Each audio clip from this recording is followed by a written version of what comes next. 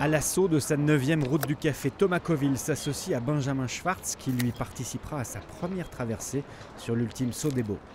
Messieurs, bonjour. Est-ce que Thomas, tu peux me présenter ton voisin? C'est le skipper du bateau avec moi pour la Café l'Or. On a fait un début de trophée Jules Verne ensemble l'hiver dernier et c'est moi qui lui ai demandé s'il aurait l'immense privilège de venir faire la Café l'Or avec moi et il a accepté. Benjamin, est-ce que tu peux me présenter ton voisin? Eh bien, Thomas Coville, un des marins ou le marin le plus capé en multicoque autour du monde sur ses trimarans ultimes.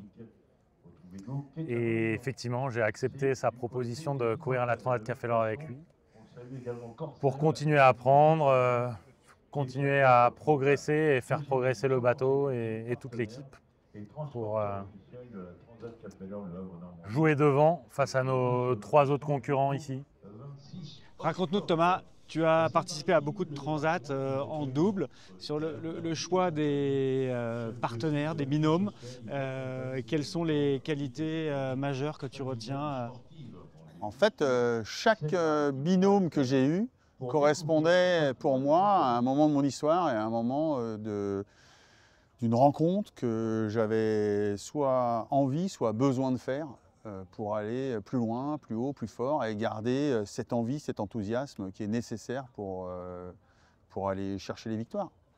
Que ce soit la première Transat Jacques Vabre que j'ai gagnée avec Hervé Jean, que ce soit avec Jacques Vincent où on avait eu d'autres déboires, ou que ce soit avec Jean-Luc Nélias où on a regagné effectivement le multicoque. À chaque fois, c'est quelqu'un qui m'a ouvert, qui m'a fait progresser et qui m'a fait sortir de ma zone de confort. Il y a 2 choses qui me font peur, c'est la paresse et le confort. Et je vais chercher chez le binôme quelqu'un qui m'empêche de tomber là-dedans. Et toi Benjamin, comment tu vois le double? Comment je vois le double? Eh bien, il y a plusieurs aspects. Il y a le premier qui est de mener le bateau un cran au-dessus de quand on est en solitaire. Ça a son avantage, puisque ça nous permet de nous reposer correctement quand notre binôme dort. Et à la fois peut-être le désavantage de devoir mener justement le bateau un cran au-dessus, et donc solliciter plus le matériel, manœuvrer plus, etc.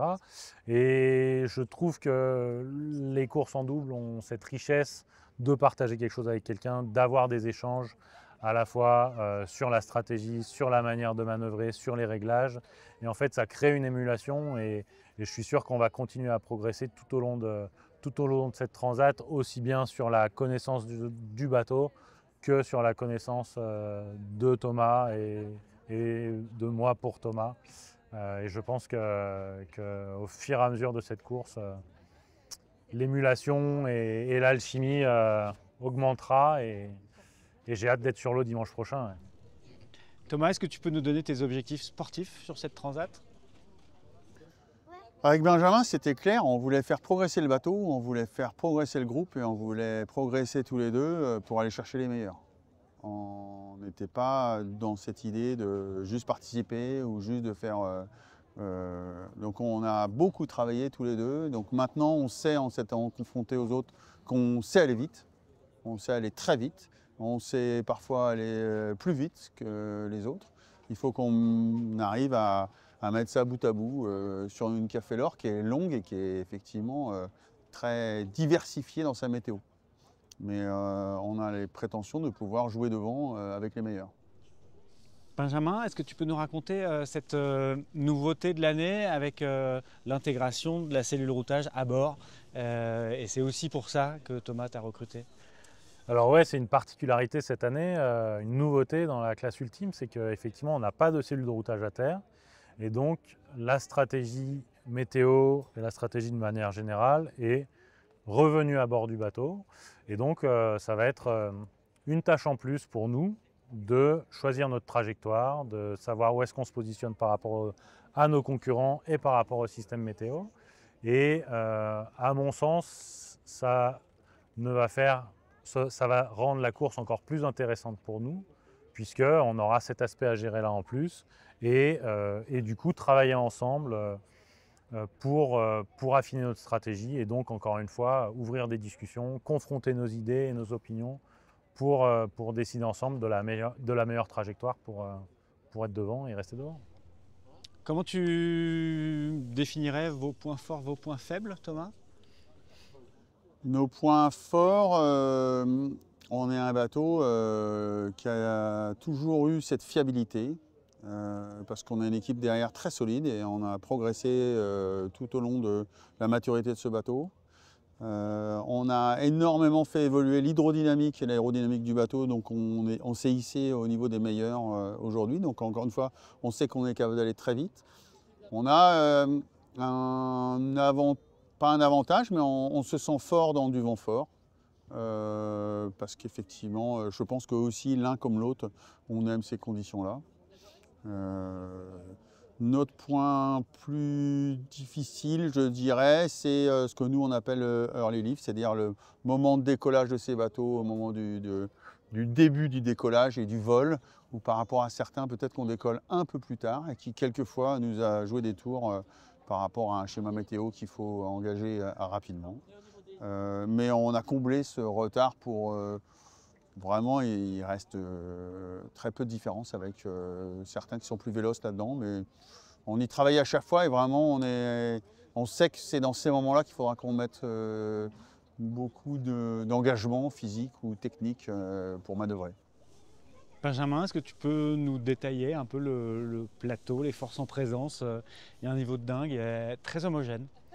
Ouais, c'est sûr que là, le niveau des 4 bateaux est très très élevé. On a Banque Populaire qui sont les vainqueurs en titre de la précédente Transat Jacques Vabre, aujourd'hui Café l'Or, qui a encore progressé mine de rien avec leur nouveau foil.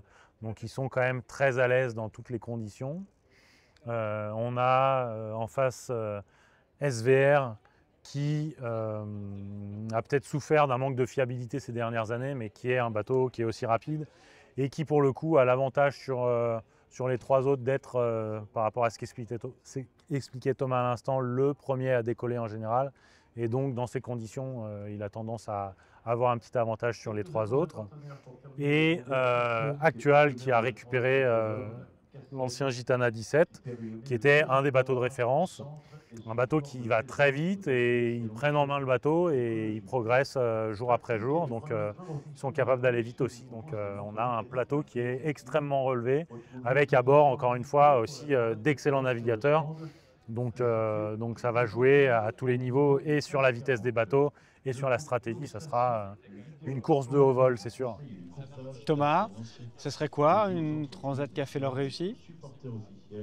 Ce serait une classe ultime qui a montré sa maturité justement avec là vraiment 4 bateaux et 8 bonhommes qui arrivent au bout en s'étant livrés un duel incroyable, et que nous on ait réussi à garder la tête ou d'être resté au contact devant pour se battre jusqu'au bout.